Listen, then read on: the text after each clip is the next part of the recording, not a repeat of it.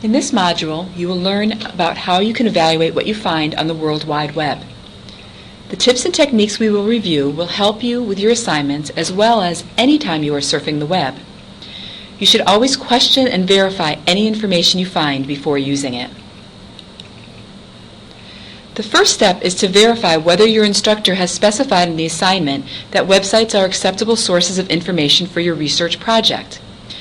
We are referring to web information found outside the library databases. If yes, you could save some time and effort by visiting the recommended websites compiled by the Middlesex Community College Library, found by clicking the left-hand side of the library's webpage. These sites are organized by subject and have been reviewed by librarians and determined to be appropriate for scholarly research. We've already applied all the web evaluation criteria to these sites for you. Of course, there are many times when you will want to search the web on your own for information. Here's where the information on these next slides will help.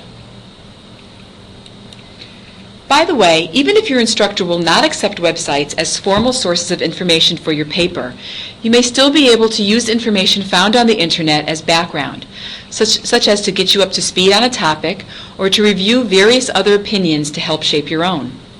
That's why the skill of learning how to evaluate websites is still so important. When looking at a website, you will want to question 5 main criteria. Authority. Whose page is it? Do they have the authority to publish info on the topic? Objectivity. Is there any bias to the info? For example, a site hosted by a grassroots group may be slanted towards the issues they care about. Accuracy. How credible does the info look? We recommend that you verify the info with another source if there is the slightest doubt. Currency. Is the information current enough for your purpose? And finally, relevance. Is what you found relevant and appropriate for your topic? Again, be sure to verify with another source. Let's look at what we mean by authority and objectivity. In terms of evaluating the authority of a website, we offer the following tips. Look at the URL or web address. What is the domain or last part of the address? Do you recognize it as an educational institution? That would be .edu, or government agency, .gov. You may find more reliable information on websites of organizations whose main function is to provide research for the public. Who is the publisher of the site? You may be able to determine this by looking at the first part of the URL or web address.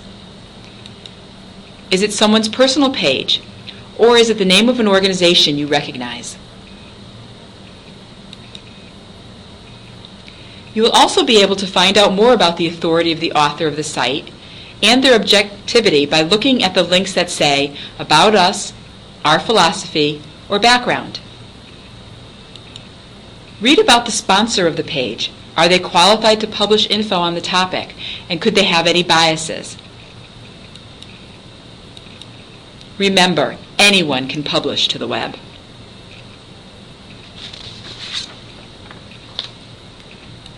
The next evaluation criteria is reviewing the accuracy of the info. Look for indicators of quality info. Are there footnotes and in-text citations? What links to other resources are used? Do these seem reliable? Don't just take their word for it. As mentioned earlier, if there is the slightest doubt, verify the info with another source. How current is the info? Look for the date on the piece. Look at the last date the website was updated. Is it fairly current, or has the site been inactive for a while? If the site is telling you the world is flat, don't use it. Are there more current information available somewhere else? For example, be wary of outdated health and medical info. Once you determine that the info you found on the web is authoritative, objective, accurate, current enough for your purposes, and of course relevant to your topic, you need to cite the web information accurately in your bibliography. You will need various pieces of information from the website, if known, such as the author or editor of the site, name of the institution or organization, title of the article, date of posting, URL address, and the date you access the site.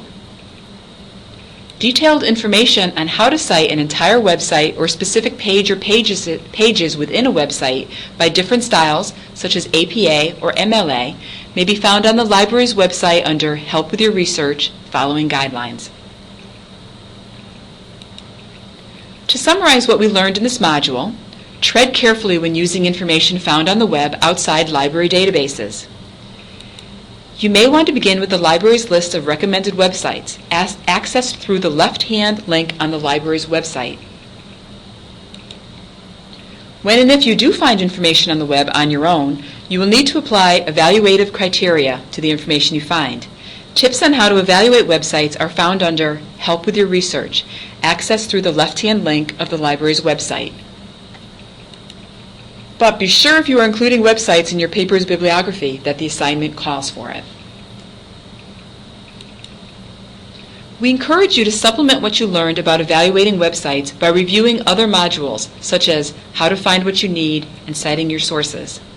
There are also a number of materials your professor will make available to you, as well as resources found in the Middlesex Community College Library and your public library, and those found on your own. We hope you continue to expand your knowledge and expertise in evaluating any information you find, not only on the web but elsewhere. Remember that the library is here to help you along the way and can be contacted in a number of ways: in person, via email, and through instant messaging. Happy surfing! But, last but not least, here are the proper credits for the photos used in this presentation.